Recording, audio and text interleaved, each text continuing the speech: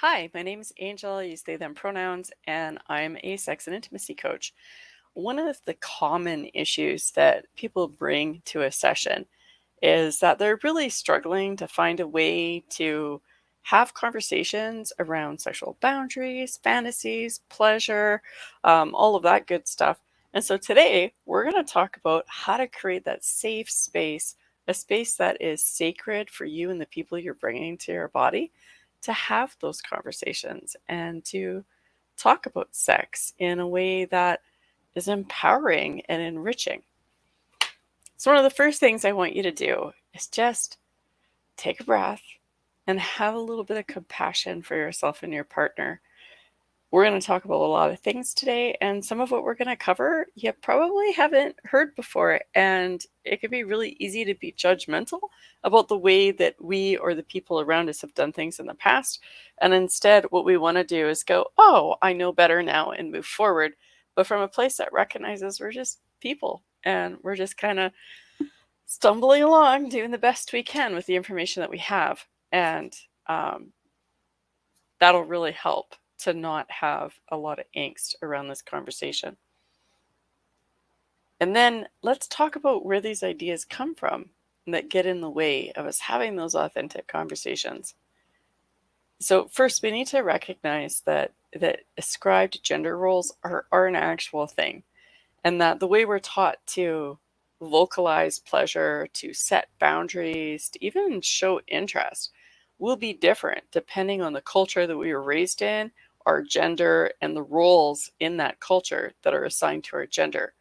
So often, what we see in Canada is that people who are socialized, in the girl box are taught that you're not supposed to center your own pleasure, that having conversations about that can make you look like you're less than decent, and that, you're supposed to stoke the person's ego and make them feel great, and that folks assigned male guys growing up are told that they're supposed to keep pursuing, and that you know the more orgasms she has, the better you are in bed, and how all of those things reflect back on you. And it's like there's just these different messages, and that's messy enough for straight relationships. If you're queer, that's a whole nother ball game where all of a sudden now the scripts are all messed up, and trying to figure out how to have these conversations can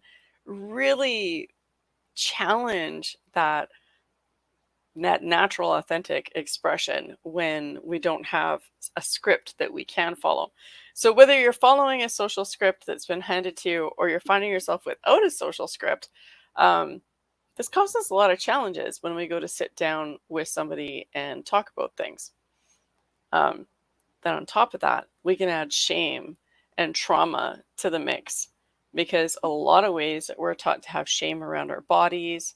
As a fat femme, I mean, I've been told multiple times from professionals, from well-meaning friends, from loved ones, strangers, things about my body that they shouldn't be telling me about my body. And that's a pretty common occurrence for someone who's my size or larger. Um, so there's that shame piece that comes into it, shame over our bodies. Am I tall enough? Am I thin enough? Is my hair silky enough? Do I have too much body hair? Do I have enough muscles? Like all of these things around our body. Like, does my body smell okay? Being taught to have shame around our bodies. And then add that sex piece in there where um, were you taught that it was okay to want to have pleasure? Were you taught that it's shameful to be interested in sexual connection? And are there parameters around how much pleasure you're allowed to want to have, or what type of pleasure you're allowed to want to have? And these things are little piles of luggage that we bring with us when we go to talk to our partners. And so, how do we step outside of that? It's actually easy and not easy at the same time. This is something I actually learned from my partner, and it blew my mind. When Mark and I first got together, I'd been in a couple of long term relationships, and I was already on a pretty sex positive journey, learning to unpack things. But there were certain things that you know that you can't answer when someone asks you in a het relationship, right?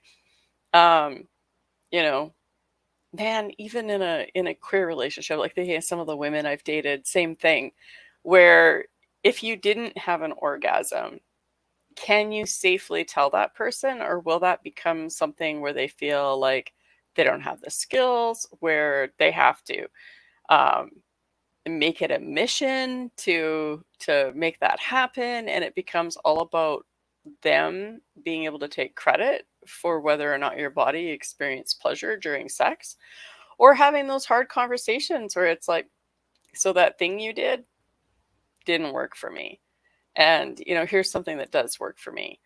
That can be challenging if you were taught not to have those kinds of boundaries and open discussions about things that are going on, or if you're concerned about protecting the ego of the other person. And then also hearing those things, if you're not prepared for them, can be hard, right? So this is the background I was coming from, where in my marriages, it was pretty obvious that any sort of criticism in the bedroom was going to either turn into a, well, let's not bother then, or it would become like some sort of a gauntlet that was thrown, that now they had to prove that they could do better.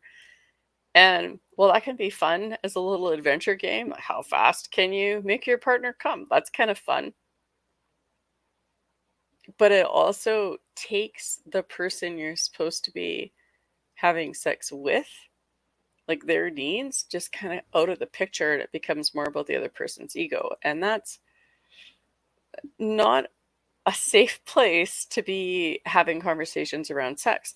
And then also, something I'd learned in my second marriage was that fantasies can really intimidate someone. I had no idea how hard it was to hear someone talk about their fantasies until I got told in no uncertain terms that mine were uncomfortable to hear about, because ego, right? Well, those fantasies don't include me, so how can you be thinking about those things? And the hurt that came with that, when I was like, it's just where my brain goes. Like, that doesn't really have anything to do with you. It has to do with my brain and what's going on and what kind of things I was exposed to. And so when I met Mark and he was like, I want to know everything, I was like, sure you do. And there was that distrust there. And so we had to build that trust. So I kind of want to walk you through how we did it, and in hopes that you can take whatever works for you out of that and use it for yourself. So the first thing he did was, he didn't make promises that he wasn't going to keep. So he didn't go, my feelings won't be hurt. He said, if my feelings are ever hurt by something you share about your body or your experiences with sex or your thoughts around sex, that's actually my problem to deal with. And I'll be honest that I'm dealing with it, but then I'm going to deal with it. It won't be your problem. I know it's easy to say that kind of thing, right? And he said, and the same thing with you. If I say something that I was thinking about or that works for my body and it hurts your feelings, it's okay to have those feelings. It's okay to even share that you're having those feelings, but those feelings need to be your problem to work out. We can support each other through that, but we don't get to carry the responsibility or the weight of each other's feelings. And this was like really mind-blowing for me. He also told me that he was in a place where he needed to learn too. And so if he said or did something that wasn't sitting well with me, that we needed to be able to talk about that from a place where we were assuming that each other meant no harm. Right? So this is a really important part, and it's a huge part too of how I helped write the Safer Space policy for advocating for sex positive education and consent culture aspect. And it's a huge part of their Safer Space policy, is that we're assuming that we don't mean harm. Now, he did this mindfully. Like, when he realized that I was not going to be open about sex and sexuality and my pleasure and the things that interested me and that kind of stuff, he very mindfully brought to me that we needed to create safety in a relationship to have these conversations. And these were the suggestions and the platforms that he was bringing forward. And he wanted to know what I needed to feel safe. And I was like, well, you can talk about this, but like, I don't know that I can trust it until I have the opportunity to see it working, because quite often, right, people will say one thing when they actually mean the other. And I didn't feel like having another relationship tank because I was being treated poorly over something that I had shared, thinking it was okay to share. And so as time went on, he actually held those things. And so there was a time where he was talking about something, and I was like, I've done that. And I got to watch the emotions flood over his face because he thought he was going to like be bringing this adventure to me. And, it's kind of fun to be this expert in the relationship once in a while, to be like, I know this thing. I'm going to share this joy with you. And to realize that it was something I had more experience in than he did took him aback. And then he was like, thank you for sharing that. And he was like a real smile, like, thank you for trusting me with that. He was like, I had no idea. Like, that doesn't fit my idea of you. So now I need to adjust. Like, where did you learn that? And he wanted all the details, and he asked really good questions, and he was taking joy in the sharing of this moment. And so I shared a little bit, and I just kind of waited because I was pretty sure that this was going to come up later, right? It never did. Other things that he did that created that safe space, besides not ever holding against me anything that I had said about my body, my experiences, my pleasure, my curiosity around sex, the things that I would like to do, things I didn't want to do, is that when I set a boundary, he never again brought it up. So when he was like, hey, do you want to try XYZ? And I was like, no, like, I absolutely don't want to try that. And he's like, okay, and that was it. Never brought it up again. Didn't hint, didn't leave pictures out, didn't, you know what I mean? Like, it's just none of that. It was like, this is a boundary. And I knew that he was still thinking about it and whatnot. And he didn't hide that it was something that he enjoys thinking about and someday would like to be able to do. But it just doesn't interest me. And that was okay. And there's no tit for tat. So there's that authenticity that happened in the relationship that he brought to the table. And then I had the choice to either follow and try to work with that, or to sabotage it and not work with it. And so now we're sitting here like 12 years later, and I can't think of anything that I couldn't tell him. I honestly can't think of anything that I haven't told him. And yes, sometimes what we share with each other does bring up emotions. And we've been really good at just being able to go, hey, I need to sit with that, right? Thank you for sharing it with me. I need to digest that. Let me think about it. And we go and we do that. And when it comes from a place of judgment, that resistance that we're feeling for what the other person has brought forward, we own that. And we do the work to look at where that judgment's coming from and to unpack it so that we can come to our partnership as something we can support wholeheartedly, even if the things the other person has shared aren't in our own interests, right? And so this can take a lot of work to navigate. My suggestion when you go to sit down and start is to say, hey, I want us to be able to share all our sluttiest, sexy ideas together. And I want us to be able to be honest about the things that we experience with each other, with our own bodies, like that kind of thing. Is that something that interests you? Like, would you be willing to try something new? And then set down the rules, right? And when you mess up, and you will, I mean, we have habits, right? We're going to make mistakes. To have that freedom to be able to say, you know what? I reacted really badly when you shared that. That's on me. I'm really sorry. I've had time to unpack it. And while I'm still not interested in doing that, or while I was really upset when you told me about it, I've had time to think about it, and this is where I'm at now.